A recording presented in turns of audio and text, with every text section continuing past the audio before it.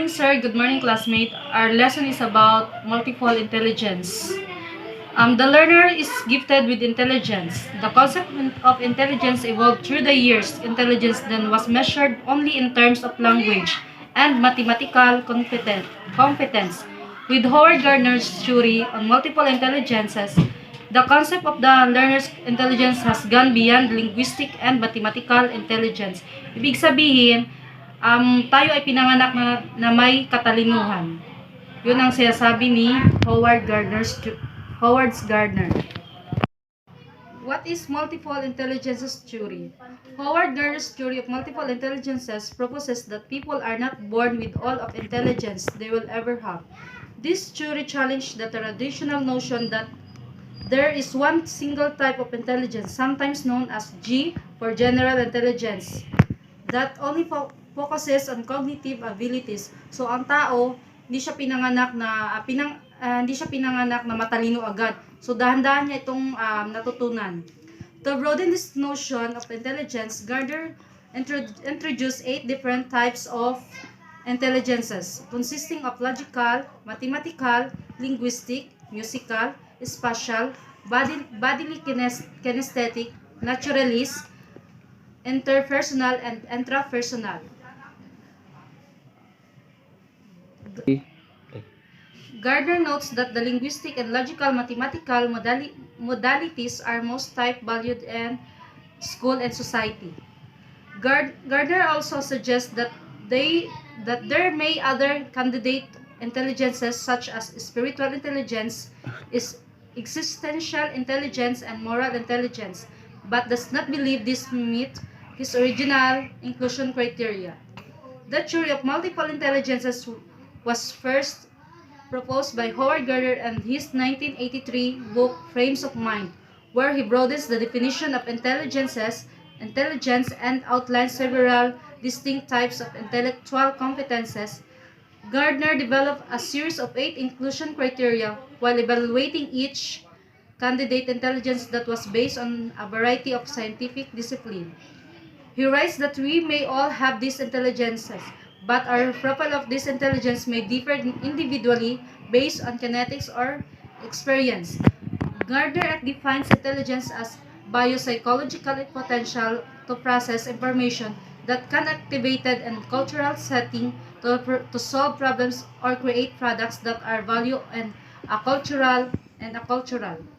So sinasabi ni Howard Gardner na ang tao ay pinanganak na may sari-sariling katalinuhan. So ang sinasabi din niya dito ay ang bawat tao ay unique. May sariling katalinuhan, may sariling talento.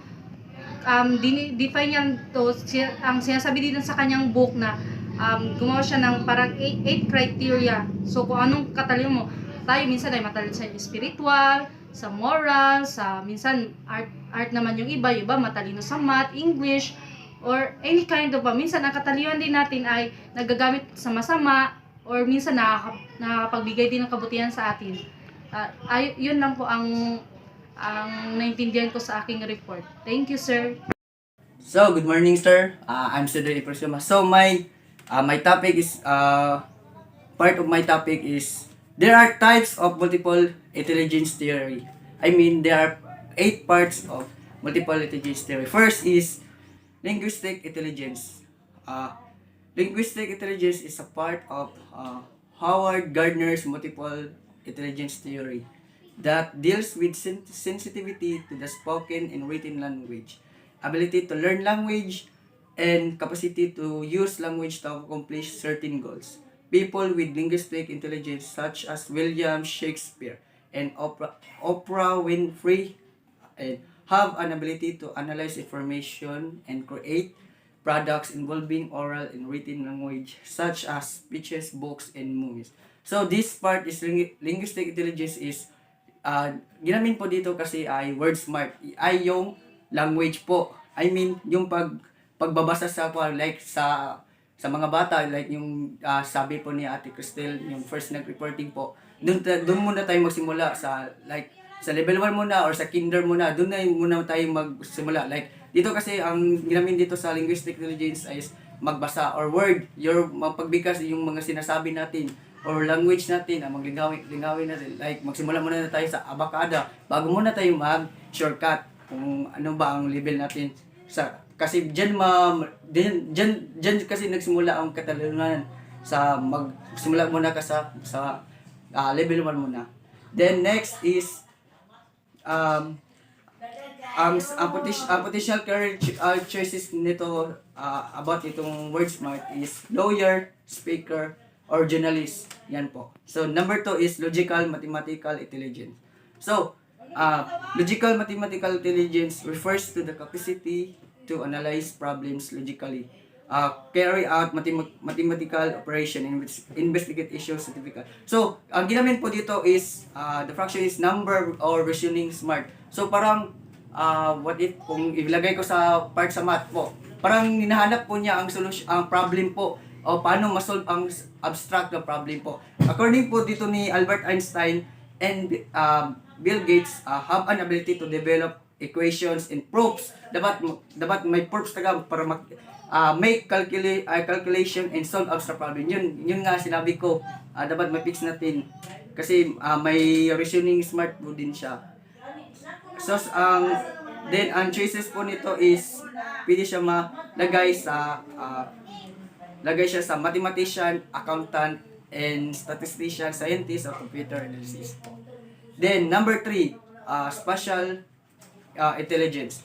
So dito naman, spatial intelligence features that potential to recognize and manipulate the patterns of wide space.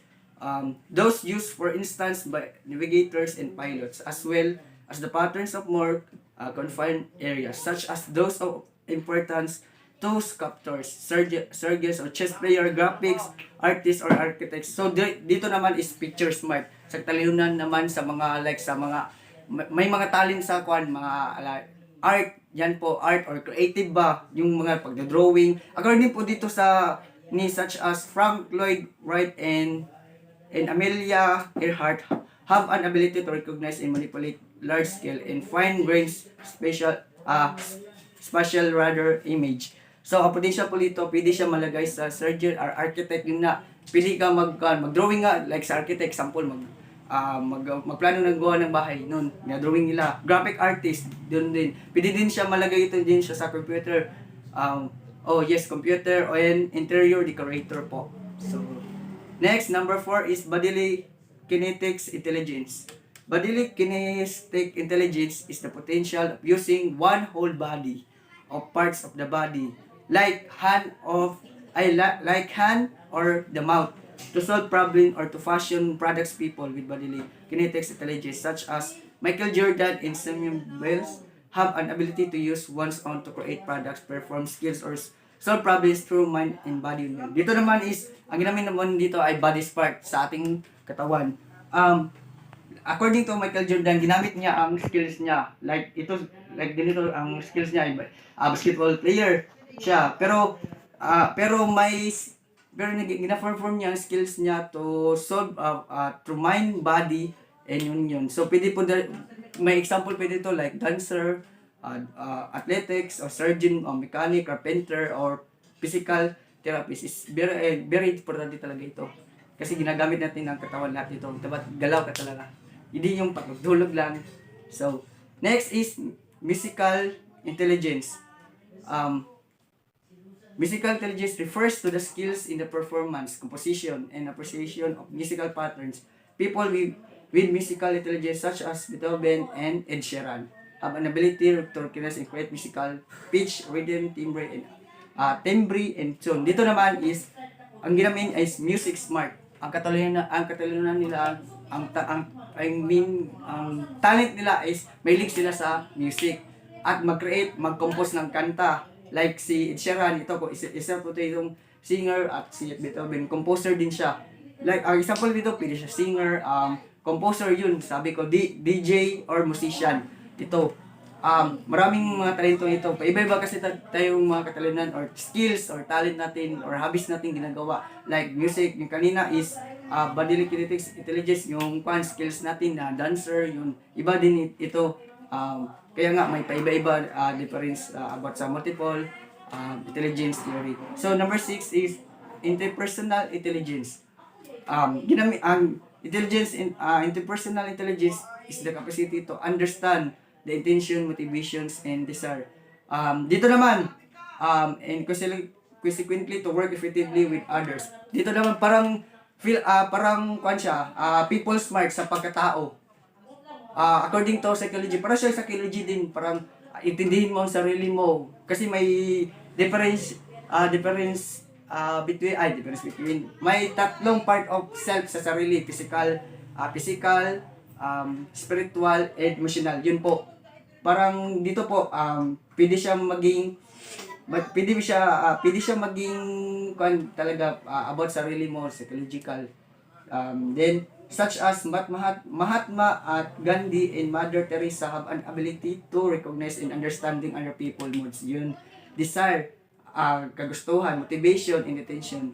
Then, pwede siya malagay din sa teacher, psychologist, manager, and sales people of public relations.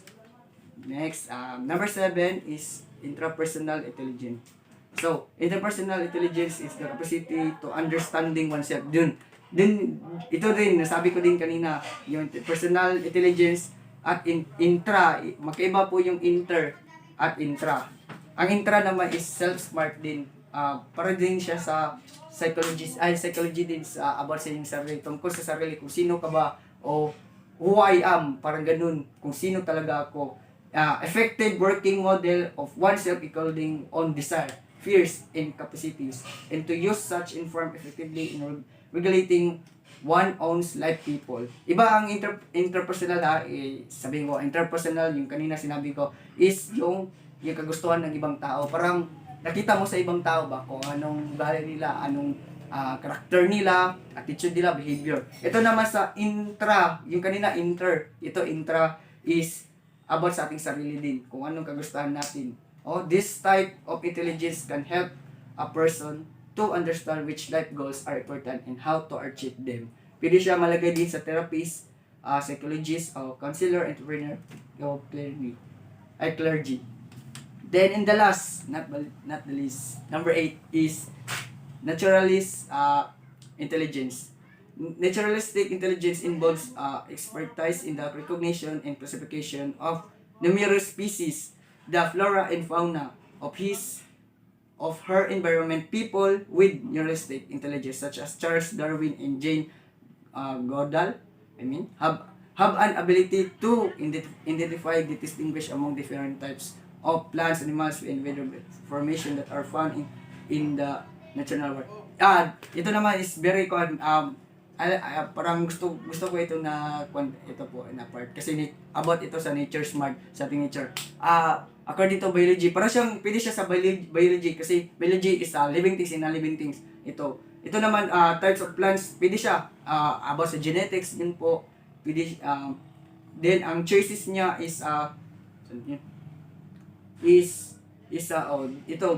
botanist, biologist, astronomer, o meteorologist, and geologist, critical biologist. Parang question ito, experiment about sa kung ano mga about sa science po. Kasi sa biology po siya nakalagay po nito. So, yun na po lahat ng report ko. That's all. Thank you. Most of the resistance of multiple intelligence theory has come from cognitive psychologists and psychometrician cognitives. Psychologists such as Waterhouse 2006 claim that there is not empirical evidence to the validity of the theory of multiple evidence intelligence. Psychometricians are psychologists involved in testing accused that intelligence tests support the concept for a single general intelligence, rather than the eight distinct competence gathered than 2014. These criteria are strongly supported by empirical evidence in psychology, biology, neuroscience, among other. Gardner admit that traditional psychology word is criticizing the lack of operational definition for the intelligence that is figure out how to measure and test the values competence. David et al. 2011 has denied popularity and the filed Gardner has maintained that partic- practitioner should determine that theory-based use classroom is he has often delayed opportunities to end in curriculum development that use multiple intelligence theory feedback at most. Gardner 2011. Most of criticism has one from those removed from the classroom, such as journalists and academic educators are not typically tied to the same and are less concerned with abstract and sentence, which has given them the freedom to apply it with their student and let the result speak for itself. Armstrong 2019. Thank you. Thank you, sir. Good morning. The title of my report is all about inflation for learning. The most important educational inflation from the theory of multiple intelligence can be summed up through individualization and flagellization.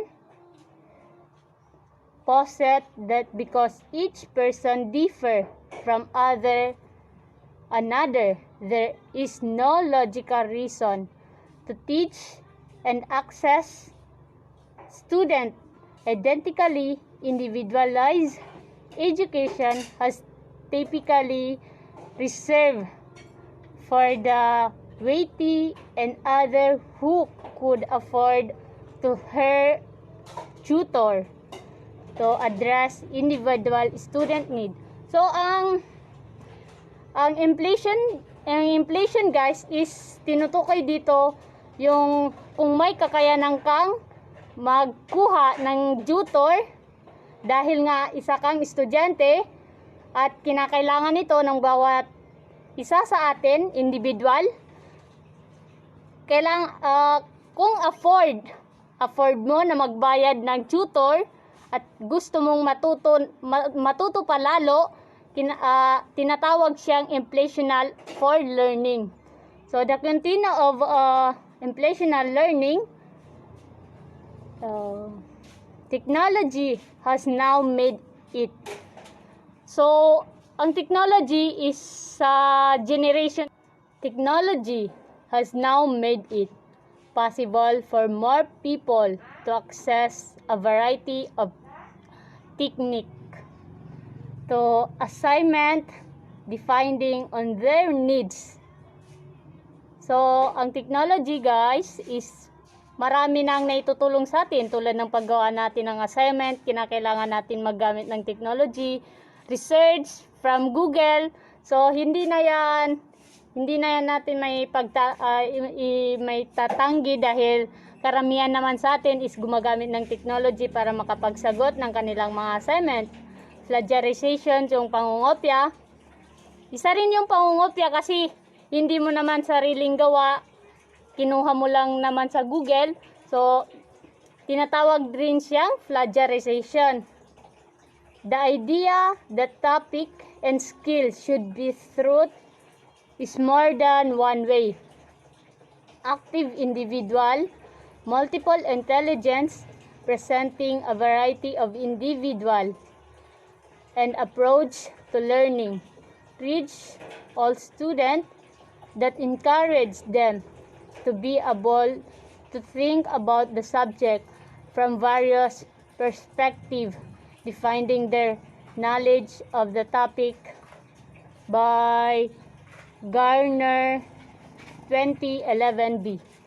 So, sinabi dito na kinakailangan nating sagutin ang mga gawain or assignment quiz galing mismo sa atin, sa knowledge natin, para ma-encourage natin ang ibang mag-aaral o ibang estudyante na huwag puro tayo kumuha sa technology o sa Google para lang makapagsagot. Kinakailangan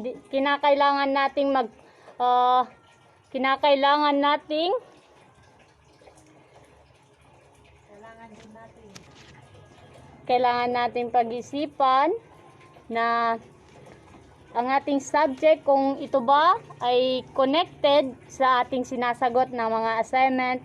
So, kinakailangan din nating ang mga sinasagot natin is all about dun sa mga tanong na ibinibigay ng ating mga guro. So, kailangan nating may stock knowledge para masagot natin ang topic. So, ayon kay Garner 2011b, a common misconception about the theory of multiple intelligence is that is synonyms with the learning style. Garner states that learning style refers to the way an individual is most comfortable approaching a range of their material. Multiple intelligence theory state that everyone has all 8 intelligence for varying degrees of proficiency, and an individual learning style is unrelated to the areas in which they are most intelligent. For example, someone with linguistic intelligence may not necessarily learn best through writing and reading. Clarifying students by their learning style or intelligence alone may limit the potential of learning. So, may mga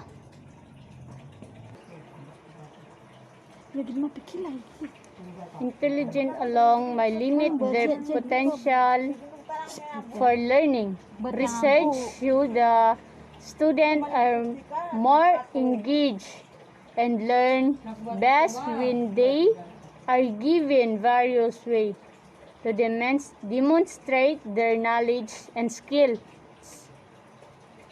which also help teachers more accurately assess student learning. So last part, guys, is kailangan nating i-demonstrate kung ano yung mga stock knowledge natin or ano yung mga skill. So, yung mga skill, yung skill natin, kaya ba natin mag-drawing, kumanta, isa yan sa mga skills natin. So, yun lang guys, galing kay Darling Hammond 2010. Thank you so much for reporting. Liza Mustafa, thank you.